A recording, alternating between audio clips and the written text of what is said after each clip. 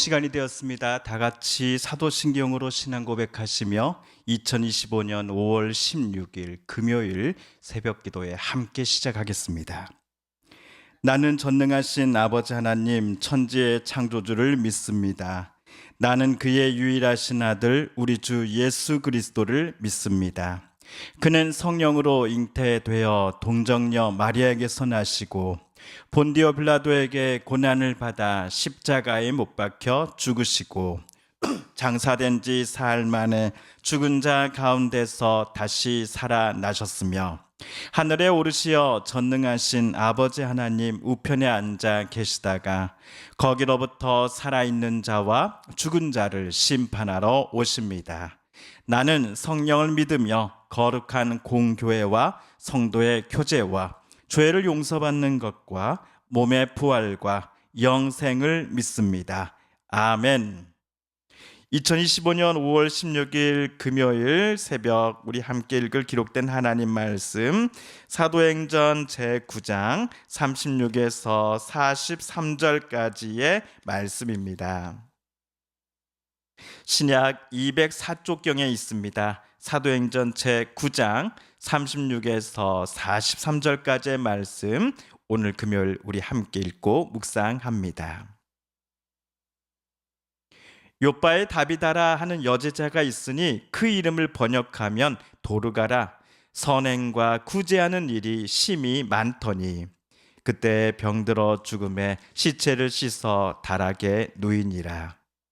룻다가 요바에서 가까운지라 제자들이 베드로가 거기 있음을 듣고 두 사람을 보내어 지체 말고 와 달라고 간청하여 그들과 함께 가서 이름에 그들이 데리고 다락방에 올라가니 모든 과부가 베드로 곁에 서서 울며 도르가가 그들과 함께 있을 때에 지은 속옷과 겉옷을 다 내보이거늘 베드로가 사람을 다 내보내고 무릎을 꿇고 기도하고 돌이켜 시체를 향하여 이르되 다비다야 일어나라 하니 그가 눈을 떠 베드로를 보고 일어나 앉는지라. 베드로가 손을 내밀어 일으키고 성도들과 과부들을 불러들여 그가 살아난 것을 보이니 온 요빠 사람이 알고 많은 사람이 주를 믿더라. 베드로가 요빠에 여러 날 있어 시몬이라 하는 무두장이의 집에서 머무니라. 아멘. 오늘 금요일 새벽 읽은 사도행전 9장 본문은 이번 주일 오전 예배 때 우리가 먼저 보았습니다. 성경책의 소제목에서도 알 수 있듯이 오늘 본문은 베드로가 죽었던 다비다를 살려준 사건을 기록하였습니다.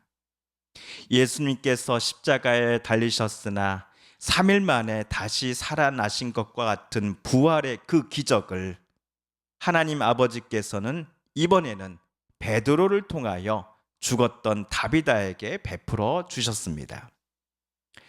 그날 말씀을 묵상하는 우리는 오늘날 저와 여러분에게도 하나님 아버지께서 베푸시는 그 부활의 은혜와 또 절망과 아픔 속에서 우리를 건지시는 하나님 아버지의 그 구원의 은혜가 충만하기를 위하여 지난주일 함께 기도한 바 있습니다. 한편 오늘 금요일에는 같은 본문을 우리가 묵상할 때에 지난 주일과는 다른 관점에서 오늘 본문에 우리가 접근해 보려고 합니다. 도르가라는 인물에 대해서 또는 다비다라는 같은 인물이죠. 인물에 대해서 좀 더 집중을 해보려고 합니다. 그녀는 도르가 또는 다비다는 유대인이었을 것으로 많은 학자들이 추정합니다. 당시 유대인들은 아람어를 사용했습니다. 그래서 다비다라는 이름은 아람어식 이름입니다. 그런데 그녀는 다비다라고 하는 아람어 이름뿐만 아니라 도르가라고 하는 그리스식 이름도 갖고 있었습니다. 어찌하여 다비다는 유대인이면서도 그리스식 이름을 동시에 사용하였을까요? 이는 그녀가 거주한 요빠라는 도시가 어떤 도시인지를 살펴보면 우리가 이것에 답할 수 있을 것입니다. 요바라는 곳이 그 당시 이스라엘 영토에 속하는 항구 도시였습니다. 그래서 유대인들은 물론이요, 지중해를 둘러싼 나라와 민족의 사람들이 요바에는 많았을 것입니다. 36절을 보시면 그녀를 성경은 여제자라고 소개를 합니다. 예수님의 제자였다라는 의미일 것입니다. 자, 그렇다면 여기까지 본 내용들을 토대로 다비다에 대한 정보들을 우리가 한번 정리를 해보고자 합니다. 크게 네 가지로 분류할 수 있겠습니다.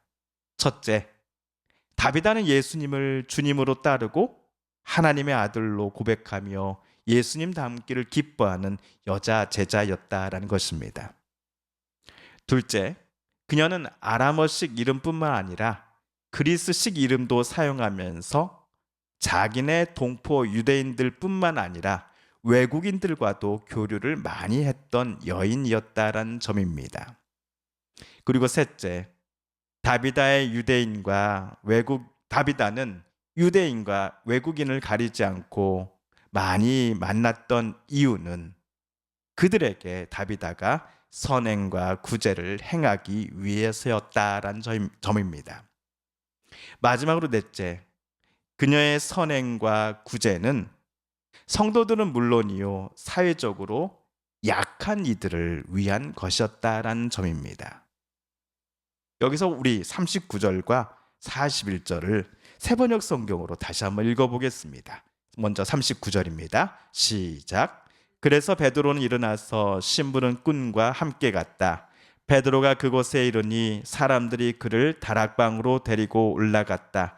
과부들이 모두 베드로 곁에 서서 울며 도르가가 그들과 함께 지낼 때에 만들어 둔 속옷과 겉옷을 다 내보여 주었다. 베드로가 손을 내밀어서 그 여자를 일으켜 세웠다. 그리고 성도들과 과부들을 불러서 그 여자가 살아있음을 보여 주었다. 그녀가 죽었을 때 그녀의 죽음을 안타까워하며 그녀의 시신이 잠시 안치된 다락방을 찾아왔던 이들은 성도들과 그리고 과부들이었습니다. 아마도 여기 과부들은 유대인만이 아니라 비유대인, 즉 외국인들도 있었을 것입니다. 요즘이야 옷을 쉽게 구입할 수 있고 제작할 수 있지만 지금으로부터 약 2000년 전 다비다 때에 겉옷을 한 벌 이상 소유한 사람들이 매우 소수였습니다. 그런데 성도들과 과부들을 위하여 다비다는 생전에 겉옷과 속옷을 손수 만들어 주었습니다. 이를 위해 다비다는 본인의 재산을 사용했을 것입니다. 그럼에도 그녀의 마음은 참으로 행복하고 기뻤을 것 같습니다. 왜냐하면 자신의 섬김과 봉사 그리고 나눔으로 인해 한 명이라도 더 많은 사람들이 기뻐하고 또한 행복해하는 모습을 다비다는 볼 수 있었기 때문일 것입니다. 그런데 놀라운 점은 다비다의 이러한 봉사와 섬김이 자기 동포 유대인에게만 또는 예수님을 구주로 섬기는 같은 유대인들에게만 제한되지 않고 외국인에게도 또는 그리스도인이 아닌 사람들에게도 나눠졌다라는 사실입니다.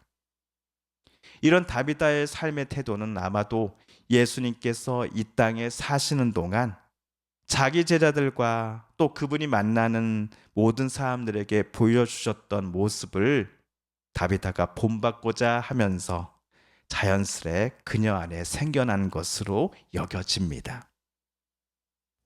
자, 그렇다면 사랑하는 성도 여러분, 오늘 다비다가 인종과 종교를 가리지 않고 사람들을 섬기고 자기의 것을 기쁘게 나눠줬던 모습이 예수님을 사랑하고 그분의 마음과 삶을 닮아가고 싶었던 데에서 시작했던 것처럼 우리들의 말과 행동, 생각 속에서도 예수님의 모습이, 예수님의 향기가 드러났으면 좋겠습니다. 내 편, 남의 편이라 하죠. 이것을 나누는 일에 우리가 열심을 내지 않아야 할 것입니다. 예수님께서 말씀하시기를 지극히 작은 자에게 한 것이 바로 나에게 한 것이다 라는 가르침을 기억하며 오늘 우리 내 가족, 친구, 이웃, 성도들을 섬기고 사랑해야 할 것입니다. 오늘 예수님의 제자 다비다처럼 말입니다. 주님께서 가르쳐 주신 기도를 드리며 부활절 제 네 번째 주일 주간의 금요일 새벽 말씀 묵상을 모두 마칩니다. 하늘에 계신 우리 아버지, 아버지의 이름을 거룩하게 하시며 아버지의 나라가 오게 하시며 아버지의 뜻이 하늘에서와 같이 땅에서도 이루어지게 하소서. 오늘 우리에게 일용할 양식을 주시고 우리가 우리에게 잘못한 사람을 용서하여 준 것 같이 우리 죄를 용서하여 주시고 우리를 시험에 빠지지 않게 하시고 악에서 구하소서. 나라와 권능과 영광이 영원히 아버지의 것입니다. 아멘. 우리 개인 기도 시간 갖겠습니다.